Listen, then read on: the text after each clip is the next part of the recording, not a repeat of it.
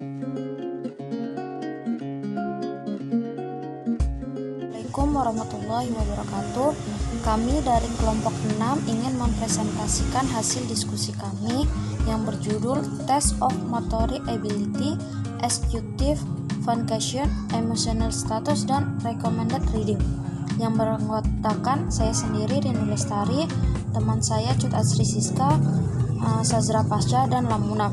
Baik, yang pertama itu saya akan mempresentasikan mengenai tes kemampuan motorik.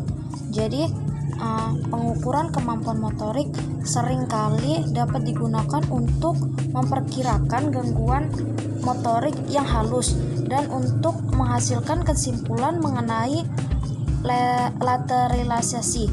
Jadi perbedaan yang diharapkan adalah bahwa tangan dominan akan lebih kuat 10% dan lebih cepat daripada tangan yang tidak dominan. Perbedaannya itu ada 20% atau lebih sering digunakan untuk menyimpulkan lesi kontralateral untuk sisi kelemahan yang melambat.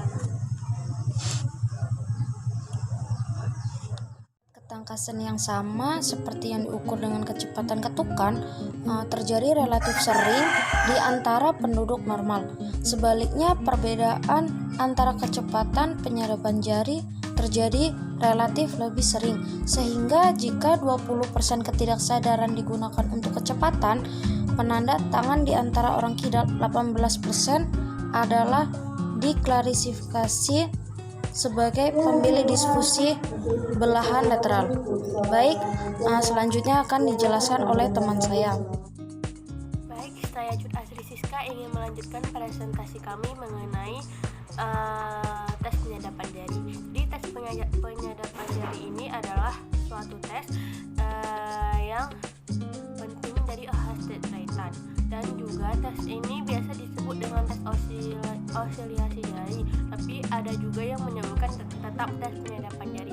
Jadi tes ini merupakan, walaupun memiliki beberapa koordinasi, tetapi tes ini termasuk tes motorik yang paling sederhana. Selanjutnya itu ada cara tes penyadapan jari ini.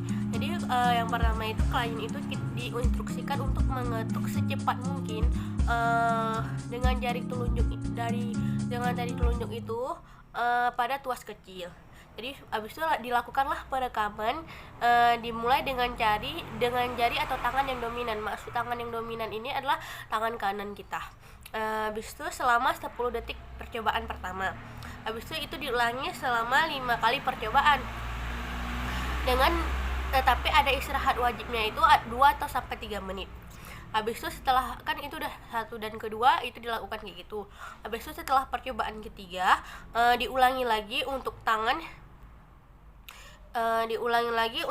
yang tidak dominan. Misalnya udah percobaan ketiga, habis itu baru diulangin tangan kiri kita diulangi kayak tadi lagi, tapi dengan tangan yang tidak dominan itu tangan kiri. Habis itu prosedur ini diulangi dengan cara dominan. Habis itu kita jangan pernah menguji coba alternatif antara tangan yang dominan dengan tidak dominan. Itu jangan coba cari alternatif atau ditukar. Jadi habis itu kelima uji coba ini harus dilakukan pertama dari tangan kanan dulu, baru dilakukan untuk tangan kiri. Sekian dari saya, dan selanjutnya akan dipresentasikan oleh teman saya. Assalamualaikum warahmatullahi wabarakatuh. Baiklah, saya akan melanjutkan presentasi dari Cut Asri Siska mengenai skor tes penyadapan jari atau FTT. Skor rata-rata untuk tangan yang dominan dan tidak dominan diinterpretasikan atau diberi pemaknaan menggunakan 2 pendekatan yang berbeda. Yang pertama itu ada pendekatan yang dilakukan untuk menilai ketidaksesuaian antara kinerja tangan yang dominan dengan tangan yang tidak dominan. Selanjutnya biasanya ada 10% lebih cepat kinerja untuk tangan yang dominan dibandingkan dengan tangan yang bekerja tidak dominan. Perbedaannya tampak jauh lebih besar daripada yang diharapkan. Kerusakan sepihak disebabkan oleh tangan yang tidak dominan atau tangan yang lebih rendah. Selanjutnya ada fungsi eksekutif. Fungsi eksekutif sendiri yaitu fungsi yang melibatkan kemampuan seseorang untuk mengatur dan mengarahkan perilaku diri secara efektif. Dan fungsi ini dibagi menjadi yang pertama niat. Sebelum kita merencanakan sesuatu, tentu saja kita telah mempunyai niat. Selanjutnya yaitu menyusun perencanaan. Selanjutnya yaitu setelah menyusun perencanaan, kemudian kita akan melakukan tindakan yang memperoleh tujuan, serta selanjutnya yang terakhir yaitu menghasilkan suatu kinerja yang efektif atau yang diharapkan.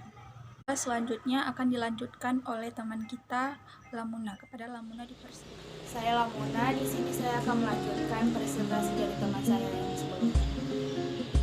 Jadi pembahasan selanjutnya ada status emosional dan tingkat penyesuaian.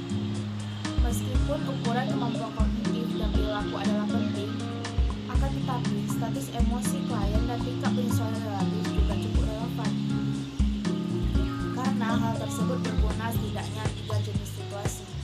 Yang pertama, dokter mungkin mencoba memutuskan apakah hasil tes kognitif yang abnormal, terutama disebabkan oleh keterlibatan CNS atau faktor emosional. Yang kedua, dokter mungkin perlu tahu sejauh mana reaksi emosional yang rumit, gangguan organik. Seperti seorang klien dengan kebingungan berbasis secara organik cenderung lebih memperparah oleh reaksi seperti depresi. Yang ketiga, prediksi seringkali perlu dibuat berkaitan dengan tingkat fungsi keseluruhan seseorang. Faktor kepribadian dan emosi seringkali didapati sebagai petunjuk yang lebih baik tentang hasil penyesuaian psikososial dan pemulihan.